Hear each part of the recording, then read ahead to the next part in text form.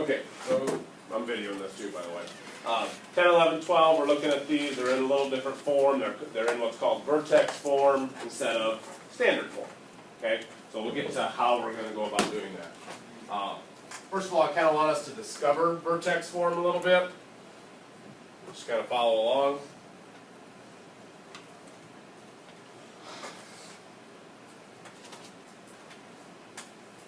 So, here's your y equals x squared graph, right? 0, 0, 1, 1, 2, 4, negative 1, 1, negative 2, 4, and so on. Very basic y equals x squared. Yeah. Okay? What will happen if I just put a plus 4 after this? Go up 4. Will it change? Will the shape change at all, or just will it go up 4? Up 4, he says. Awesome. Okay? So 0, 0 goes up to 0, 4. 1, 1 goes up to 1, 5. 2, 4 will go up to 2,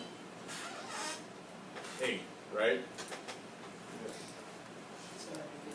Okay? No, he said everything goes up 4. Okay. Oh, okay. Right? Yeah. 0 didn't double, because if 0 doubled, it'd still be 0. Right? Okay, everything. 1, 1, 1 went up to 1, 5. Okay. Every coordinate on the original one just shifted up 4 units. Okay? What about this next one? X squared minus 3. What's going to happen there? Down. It's going to go down. Just going to shift down 3. Yep. So 1, 1 became 1, negative 2, right? Just shifted down 3 units. I got everybody with me still? Yeah. Okay. What's going to happen on this? I got some parentheses. Y equals parentheses x minus 6 squared.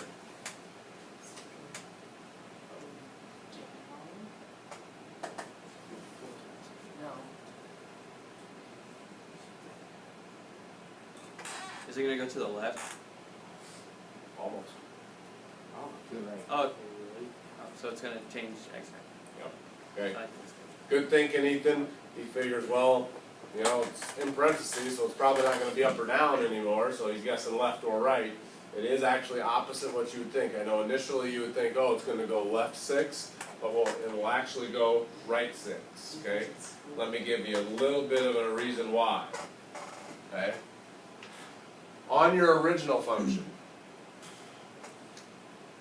my vertex is where? Where's the vertex of the parent function, of the red one?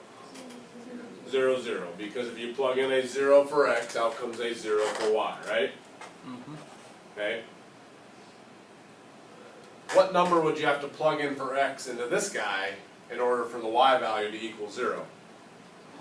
A positive 6. If you plug in a positive 6 for x, you would get a 0 for y. Alright? So that's why your vertex is at positive 6, comma 0. Because the x-intercept has moved to a positive 6. It moved right 6 units. But everything else looks the same, right? Wait, how is it positive 6? That's how it is 6. So how do we find y-intercepts? Excuse me, my bad.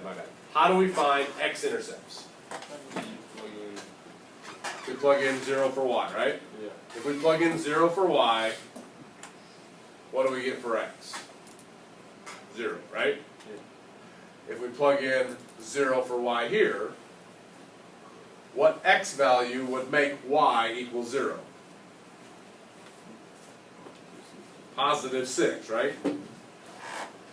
What x value would you have to plug in to make y equal 0? Why is it positive 6? What minus 6 is 0? 6. Positive 6. Right? Yeah. What I'm asking you is what number would you have to plug in for x to make y equal 0? Is there any other number you could plug in for x that would make y equal 0? No. Okay. So what number is our x-intercept? Positive 6, because when we plug in a positive 6 for x, out comes a 0 for y. Or If we have to plug in a 0 for y, we would solve for x and we would get a positive 6. We're just doing mental math here. I'm not asking you to do a whole bunch of algebraic steps. I'm just asking you, okay, if this is 0, if you know this is going to be 0, what number would this have to be? Well, logically it has to be 6, because 6 minus 6 is 0. 0 squared is still 0. Okay? So, to go from this one to this one, our x-intercept moved right 6 units, which basically means I moved the entire graph to the right 6 units. Okay? So, what do you think? We'll get rid of that negative on the next one. For right now, I'll put it back in there. What do you think this one will look like compared to the parent function? It's going to go left 2, because what x value would give us a y value of 0? Negative 2. The x-intercept's in this case going to be negative 2. Okay? So see how that just slid it over to negative 2? What do you think happens if I throw a negative out in front? It's gonna go down. So it's upside down. Just like a negative x squared, right? A reflection over the x-axis. Those of you in geometry also right now work with reflections. Okay? Reflected it over the x-axis. Okay? So, let me combine a bunch of things. Take a look at this one. What do you think this one's going to look like in comparison to our parent function? Well, in the parentheses it says x minus 3, so what's that going to do?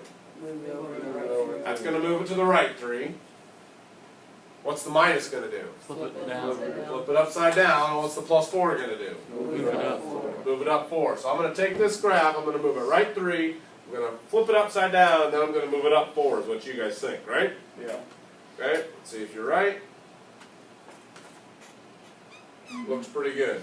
Right 3, flipped upside down, and then up 4. Okay? So if you wanted to, you could graph this one without doing much math work. You could just kind of take some points and move them around, right? Because you guys know the parent function passes through, whoops.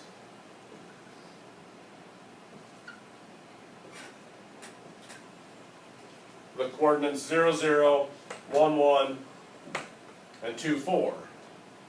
Well, you could shift everything to the right 3. So, right 3, right 3, right 3, right 3, right 3.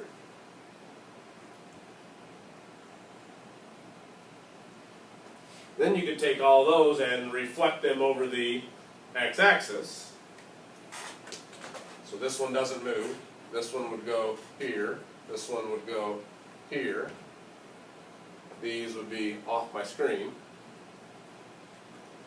And then I could take all those coordinates and slide them up 4 units. Not that you're necessarily going to do that, but you could go through that process, right? Okay?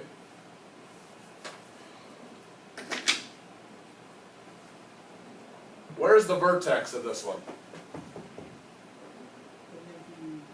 Zero. Four. No. Somebody? 3, 4. 3, 4, right? 3, 4.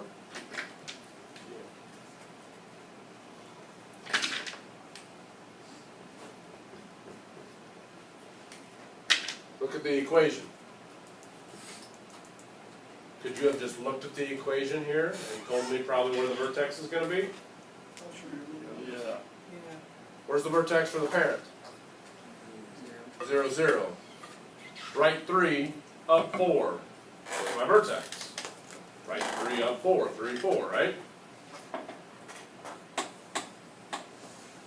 This is in vertex 1, because you can see right where the vertex is just by looking at the equation.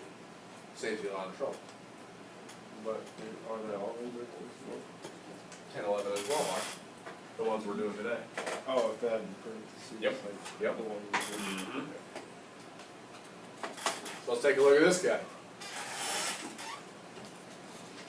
Where's the vertex going to be? Negative 2. Okay, so let me first ask this, because we're not getting it right. How far is it gonna move, left, right, up, down? Left two. Over to left two. Left 2, Down six. down 6. Left 2, down 6. So what's the coordinate of the vertex? Negative 2, negative 6. Negative 2, negative 6. Left 2, down 6. Right 3, up 4.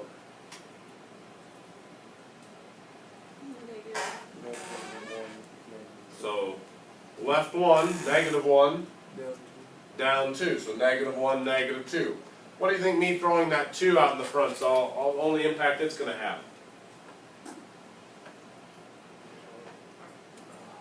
Oh, it has two with it. So you're gonna have to double everything. Just makes the parabola a little bit what? Wider? Bigger.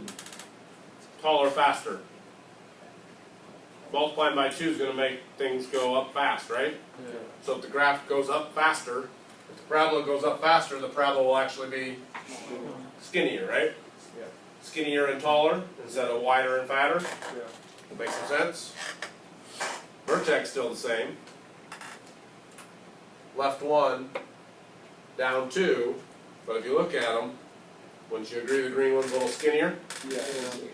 Okay, not by much. If I would make it a 4, even skinnier. A 43, even skinnier. Okay? Right? What if I make it a negative 4 out in front?